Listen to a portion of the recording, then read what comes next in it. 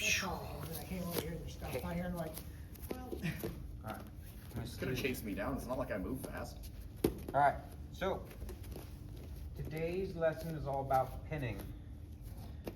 As a human being, what are your planes of travel? Forward, backwards. up and Forwards, down. backwards, two of them. Okay. What are the other ones? Left, right. Left, right, that's another two. Now Up, what- down? Up, down. Can you move any other directions that is not a combination of the two? Oh.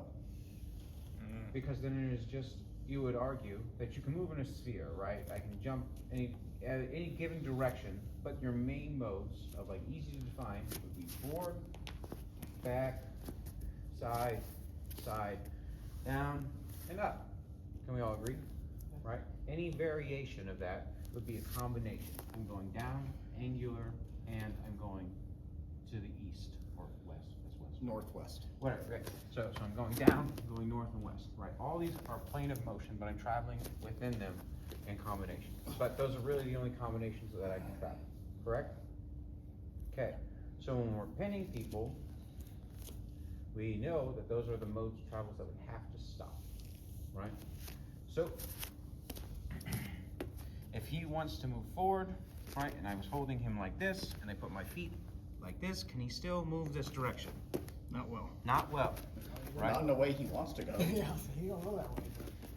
If I'm holding him like this, he wants to move back. Not well, right? He wants to move forward. Not well, because I'm in between him. He moves sideways. The only thing that's stopping him is a small muscle. He moves this way, my body's now in between him, right? Okay. So like there's different modes of travel. Now if he combines certain things, like if he looks up and then goes to the side, why does that work? Like, why does it work well, right? Because the only thing that's stopping me from moving this direction is a small muscle, right? So this is one of the path of least resistance kind of modes I can take, and then I can choose to travel where I want to go, right? So base principle, we're going to move within those planes, and there's going to be some form of resistance in one of those planes, and we're going to choose the path of least resistance to get out of it. Can we all agree that that's the basic form of escaping pinning? Cool. So, today we're gonna work on misalignment. Can you lay down for me, sir? Got this one. I honestly thought you were about to work on some wild standing pinning. I was like, hold the fuck on. For what? I thought you were gonna work on some wild standing pinning. I For a second. can, but we're not gonna do that just yet. We're gonna go something less complicated, right? We can safely assume that he cannot go down, right? The ground is now stopping that mode of travel, right? If I want to pin him, and I do something of this nature, what is his easiest mode of travel? Turning away from you more? Sure. He tries to turn away. See how he tried to turn towards me? Can't do it. He turns away, and he can come up, and the pin's less effective. Right?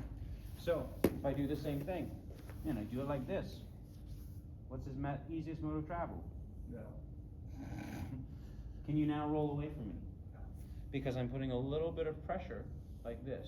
Can you turn away from me? Just like to give it a try. Even if I just hold this, turn away from me, sir.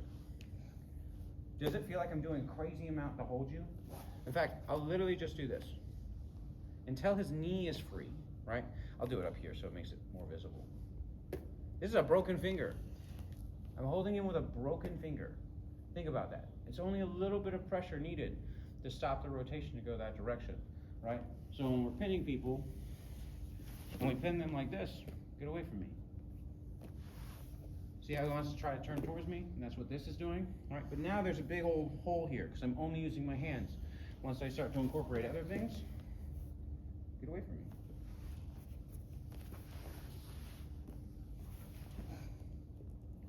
See how there's pinning mechanisms, once you start to realize how people travel, right, and how they can turn, or how you want them to turn, right, because this is another part of what we're going to go into. If you want to pin someone, you have to cause some form of misalignment. If I pin him, and I do all the same things, right, I'm holding the hand, right, I pinned this direction, right, and I have no form of misalignment, get away from me. Super easy, right? But one little change of that,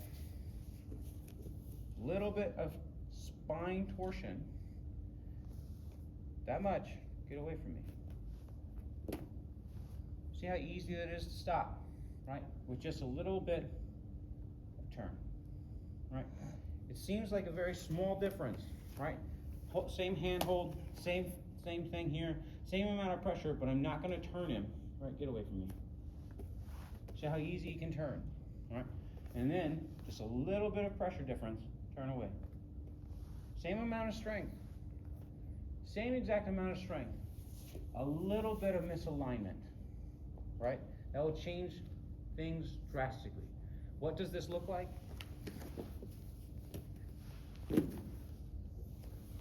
Is he misaligned? Yep. Can you turn away from him? Can you turn this way? Right? You have very little power. For you to escape, you really want to go that way, right? Because it's the least effective way I can hold you, right? Because you're not going to come into me, right? So his mode of travel is going to be up. I know this. So if he tries to escape upwards, right? I know this is his way of traveling, and I come in to a different type of misalignment. I know he wants to come up. Now I can come into a different form of misalignment. So pinning, right, is all about knowing what planes of travel someone can move into, right, limiting that, and then knowing that if their path of least resistance, right, is where they're going to go or where you're incentivizing them to go, is the trap or the bait. Does that make sense? So, if we're going to work on misalignment, we're going to start with a leg ride, just like this. Take one hand and we'll just do staple. Staple will be easier. Staple, take your hand, put it to the other side. Can you rotate either direction, sir? No, but he can walk that way pretty decently, right? Because his shoulders aren't being stopped or anything. So we're just doing this so you can get the feel of pinning and a little bit of misalignment. Do you feel how this causes a little misalignment when I just do this? Right? So all you're gonna do is get to the point where you're splitting someone's leg, causing a little bit of misalignment. Okay? Give that a feel. I want you to move around. I want your person to move around a little bit while you have that pin on, and then I want you to swap positions. Okay? Cool. Go. That way I don't miss this is my big thing. What is the biggest pinning mechanism that we have? Chest to chest. Chest to chest. Why? Surface area. This is my biggest tool against your biggest tool, right? If you are flat on the ground is the other side holding you. On the top side, it is me, right? I can put wedges on the other side if you to limit it even more, blah, blah, blah, right? But our biggest pinning mechanism is this big old chest or your back. They're the same thing. If you can do it on one side, you can do it inverted, right? What does that mean? You can pin someone using your back? Absolutely you can. If you think that can't, you're silly. This becomes the old question of who's holding who, can steal you, right? Even if we go back to back, it's my turn. Right? People think like this. You can still pin people like this, right? And I can still be using my hands, right? And I still be pinning just like this, right? And vice versa, if he's laying on the ground, right, chest up, right? This is a pin, right? You see variations of it, you just don't call it the same thing, right? And it has to do with what stage you're in, whether or not it's my back or my chest. See how it's my chest right now, and it's my back now. So, you can pin someone chest or back, right? Or using their back or their chest to pin them. Does that make sense? Okay. That being said, you can have a greater effect by causing misalignment than chest to chest. Chest to chest is great. It is the biggest pinning unit we have, right? If we sit in line though, and we go chest to chest, and this is what I do, this is my best pinning mechanism, even if I attach myself, can you escape? Keep our chest to chest, right? Easy, keep going. Right. And here, he's back in alignment. Our spines are quite literally in a direct line. Right, just made himself strong. Now, we're gonna do the same thing. I'm not gonna have chest-to-chest contact. We have just this much. Escape.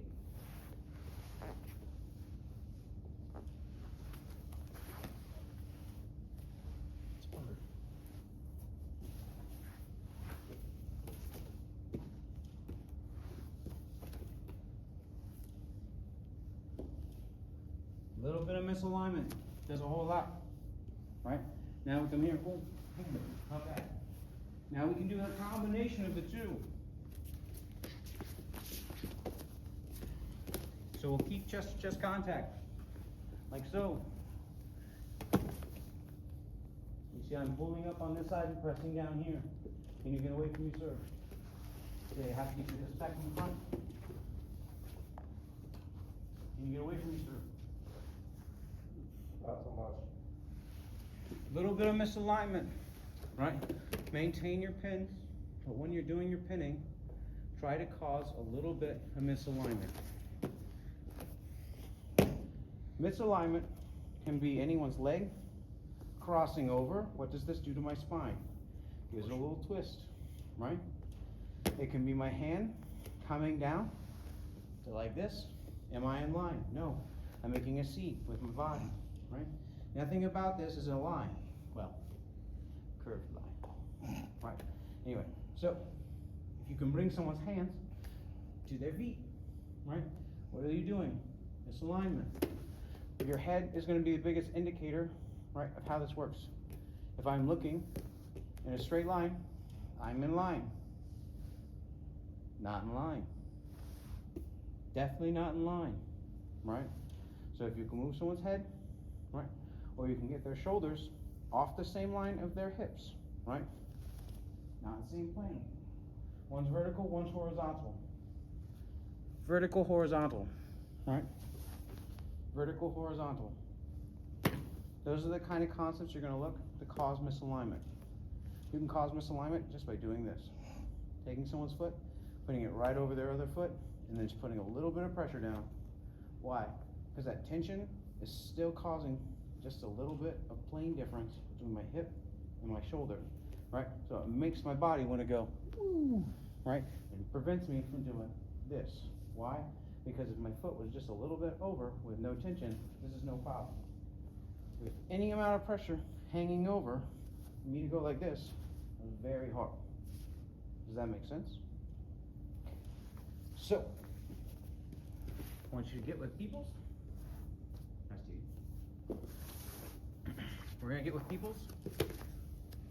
Start from side control, right, and then just cause misalignment. I prefer this style. One hooking, pressing, and one hooking and pulling. Right? If I hook and press, for him to turn away from me becomes very hard. Right? For him to turn towards me becomes very hard. Right? And for him to get away from me becomes very hard, either up or down, because I'm covering and uncovering. Okay? So I'm stopping these modes of travel. However, one of them is going to be the weakest.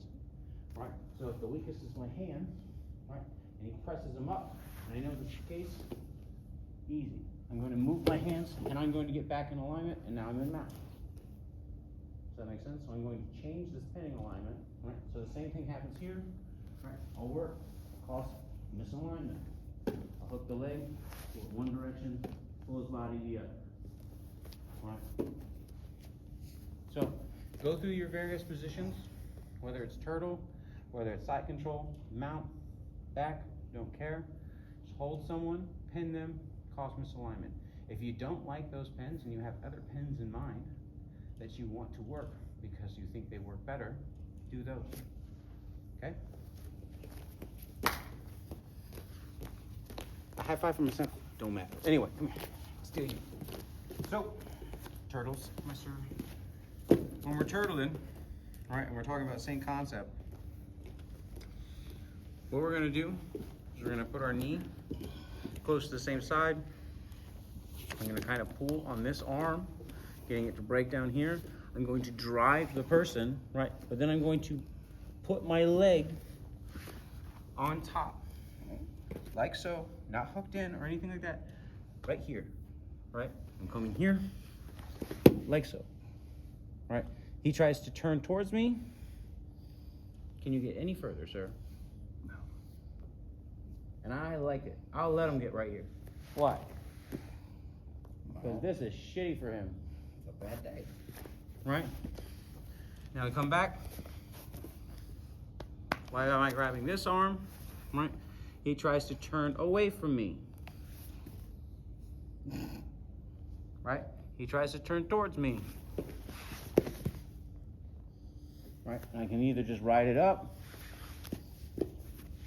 or I can use it and keep the pin and just literally establish a pin. Because if he tries to get away from me here, same concept, he can't turn away very well, right? Can't turn towards me.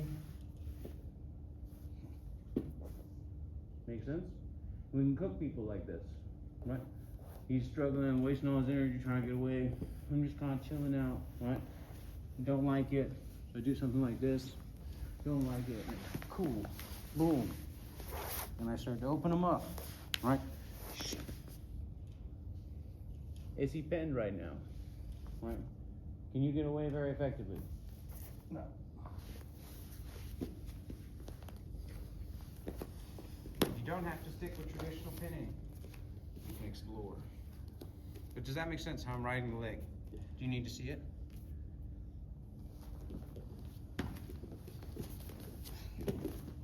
Okay, so I'm here, right? I'm gonna reach across. I'm gonna suck it in. I'm gonna drive. When I'm driving, you see how my leg's on the outside still? It's not on the inside or anything like that. And I'm literally just pinning it down. Right? If he tries to turn towards me, Yeah. No. yeah, can't right. It's a little uncomfortable. And it's because of that misalignment. Right? And if you really want to be a dickhead, you can do your sit throughs and go into a twister. Don't do that to your friends. Are you tracking? Makes sense? Yeah. Okay. Give that a try.